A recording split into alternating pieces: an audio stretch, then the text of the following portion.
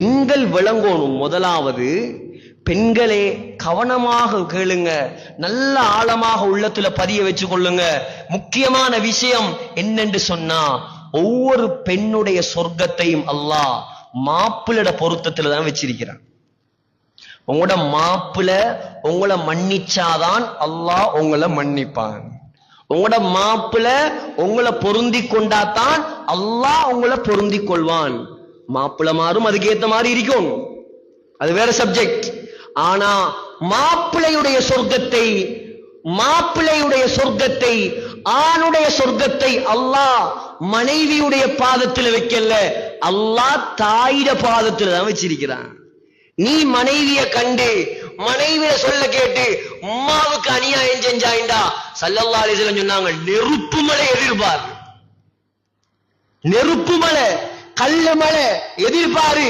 தாயை நோகடித்து மனைவிக்கு வழிபட்டால். ஆயிஷா சொன்னாங்க ஸல்லல்லாஹு அலைஹி வஸல்லம், எனக்கு உலகத்துல ஆக விருப்பமானது யார் தெரியுமா? எந்த மனைவி ஆயிஷா. ரெண்டாவது யார் யா ரசூலல்லாஹ்? அபூஹா, ஆயிஷாட வாப்பா அபூபக்கர் ரலியல்லாஹு அன்ஹு, அவர்தான் எனக்கு இரண்டாவது உலகத்துல விருப்பம். மூணாவது யார் யா ரசூலல்லாஹ்? மூணாவது உமர் ரலியல்லாஹு அன்ஹு சொன்னார். புகாரியில வருது, சஹாபாக்களே பொறாமைப்படும் அளவுக்கு எப்ப பார்த்தாலும் ஸல்லல்லாஹு அலைஹி வஸல்லமோட அபூபக்கர் உமர் இவங்க ரெண்டு பேரும் எப்பவும் நபியோட தானே இருக்கிறாங்க என்று சஹாபாக்களே பொறாமப்படுவாங்களாம். ஒரு நாள் மஸ்ஜிது நபவியில சஹாபாக்கள்லாம் உட்கார்ந்து இருக்கிறாங்க. இப்ப ரசூலுல்லாஹ் வாராங்க ஸல்லல்லாஹு அலைஹி வஸல்லம். பக்கத்துல யாரு? அபூபக்கர் ரலியல்லாஹு, அடுத்த பக்கம் உமர் ரலியல்லாஹு. இப்ப எல்லாரும் திரும்பி பாக்குறாங்க, வந்துட்டாங்க, மூணு பேரும் வந்துட்டாங்க. கேட்டாங்களா, என்ன பாக்குறீங்க? ஹாக்கதா நுஷ்ஷரு யௌமல் கியாமா, இங்க மட்டும் இல்ல கியாமத்துடைய நாளையிலயோ நாங்க மூணு பேரும் இப்படி ஒண்டா தான் எழும்புவோம். இப்படி நண்பர்களை உருவாக்குங்க.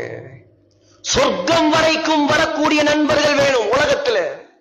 ஒன்ன தியேட்டருக்கு கூட்டிட்டு போற நண்பன் அல்ல அவன் ஒன்ன நரகத்துல தள்ளுறவன். வாலிபர்கள் கவனமாயிடுங்க.